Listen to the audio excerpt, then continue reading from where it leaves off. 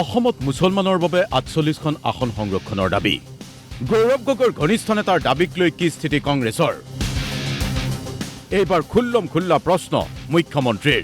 ৰাজ্যত হিন্দু বা মুছলমান কাৰোৰে বাবে নাই আসন সংৰক্ষণ। কংগ্ৰেছে কিয় তুলিছে মুছলমানৰ আসন সংৰক্ষণৰ দাবী? এইবাৰ গৌৰৱ গগৈক পোনপটীয়া টাৰ্গেট কৰি প্ৰশ্ন মুখ্যমন্ত্ৰীৰ। কালি কংগ্ৰেছৰ মানুহে কিয় ক'লে যে ৪৮খন আসন মুছলমানৰ বাবে সংৰক্ষণ হ'ব লাগে অসমত? সেই ল'ৰাজনক এক্সপেল কৰিলে নেকি? সেইটো প্ৰশ্নটো আপোনালোকে তেওঁক সুধিব ভয় খাব। মোকতো চব সোধে। তেওঁক এইটো সোধক যে আপুনি সভাপতি থাকোঁতে আপোনাৰ পাৰ্টীৰ এজন মানুহে অসমত কেনেকৈ ৪৮খন আসন মুছলমানৰ কাৰণে সংৰক্ষণ হ'ব লাগে বুলি ক'ব পালে? আসনটো হিন্দুৰ কাৰণেও সংৰক্ষণ নাই। আৰু যিজন ল'ৰাই ক'লে সেইজন ল'ৰা বেলেগ নহয়, দিল্লী ইউনিভাৰ্চিটিত পঢ়া, যোৰহাটত গৌৰৱ গগৈৰ লগত এক মাহ একেলগে লগত থাকি কেম্পেইন কৰা।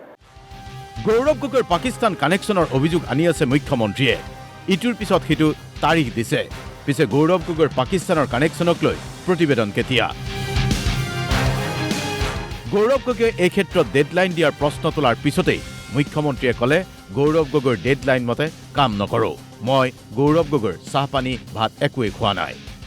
গৌৰৱ গগৈৰ ডেডলাইন কংগ্ৰেছৰ মানুহে মানিব, মই কিয় মানিম? মোৰতো গৌৰৱ গগৈৰ পৰা মই খাই বৈ থকা নাই। গতিকে মোৰ যেদিনাখনেই মনত ইচ্ছা হ'ব মই সিদিনাখনেই ক'ম। গৌৰৱ গগৈ না মই ভাত খাইছোঁ না মই পানী খাইছোঁ। যোনে গৌৰৱ গগৈৰ পৰা টিকট পাবলগীয়া আছে তেওঁলোকে গৌৰৱ গগৈৰ কথা শুনিব। ২৬ৰ বিধানসভা নিৰ্বাচনৰ পূৰ্বেই বিজেপিৰ পক্ষে বতাহ বোলা বুলিও অভাৰ কনফিডেণ্ট মুখ্যমন্ত্ৰী। নিৰ্বাচনী ফলাফলক লৈ কনফিডেণ্ট মুখ্যমন্ত্ৰীৰ কটাক্ষ কংগ্ৰেছক। সাংবাদিকৰ প্ৰশ্নৰ উত্তৰ দি মুখ্যমন্ত্ৰীয়ে ক'লে, আপোনালোকে ফিল্ডত থাকি কি দেখিছে কওক। প্ৰশ্ন সাংবাদিকক।